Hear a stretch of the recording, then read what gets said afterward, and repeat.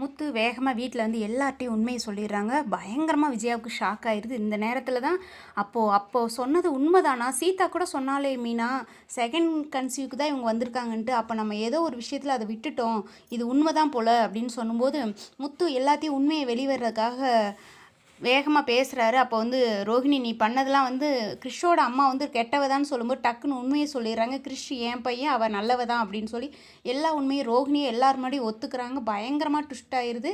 விஜயா பயங்கர கோபத்தில் காலை ஒரே மிதியில் மிதிக்க போகிறாங்க. அப்போ அண்ணாமலை சொல்கிறாரு, நீ அவள் செஞ்ச தப்பை விட நீ செய்கிற தப்பு பெரிய தப்பாக மாறிடும், நீ அதை செய்யாதேன்னு அண்ணாமலை நிப்பாட்டிடுறாரு. விஜயா பயங்கர டென்ஷன் ஆயிடுறாங்க. அப்போ மனோஜ் வந்து வேகமாக, என்னை 2 வருஷமாக ஏமாற்றிட்டுலடி, என்னை பார்த்தா கேனக்கு இருக்குன்னா தெரியுதா? அப்போ இவ்வளோ நாளாக நீ என்னை ஏமாற்றி தான் என் கூட வாழ்ந்துருக்கியா அப்படின்னா, இல்லை மனோஜ், நான் உன்னை உண்மையாகவே விரும்புகிறேன், வாயை மூடுடி, நீ என்னை பற்றி என்ன நினச்சிட்டு இருக்கிற, என்னை பார்த்தா லூஸாக தெரியுதா அப்படின்னு பயங்கரமாக பேசுகிறாரு. ஓங்கி ஒரு அறை கொடுக்குறாரு.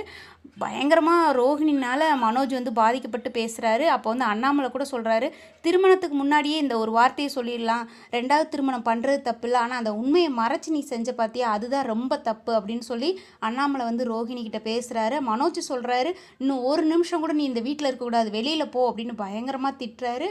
அவள் தாலியை கழட்டுடா அப்படிங்கும்போது, அவள் இருக்கிற பொருள் எதுவுமே எனக்கு வேண்டாமா, அவள் தாலியும் வேண்டாம், அவள் அப்படியே கிளம்பட்டும் அப்படின்னு சொல்லி, இந்த வீட்டில் ஒரு நிமிஷம் கூட இவள் இருக்கக்கூடாது, பயங்கரமான என் வாழ்க்கைக்கு துரோகம் செஞ்சுட்டா, இவன் இனிமேல் இந்த வாழ்க்கையிலே எனக்கு கிடையாதுன்னு சொல்லி வீட்டை விட்டு வெளியே போடின்னு தள்ளுறாரு மனோஜ்.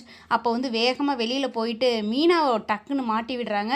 ரொம்ப நன்றி மீனா, நீங்கள் ரொம்ப எனக்கு உதவி செஞ்சுருக்கிறீங்க, ரொம்ப தேங்க்ஸ், எதுவுமே சொல்ல மாட்டேன்ட்டு முத்துக்கிட்ட எல்லா விஷயத்தையும் சொல்லிட்டீங்களே, ரொம்ப ரொம்ப தேங்க்ஸ் அப்படின்னு பயங்கரமாக ரோஹிணி ஒரு ரியாக்ஷன் கொடுக்குறாங்க.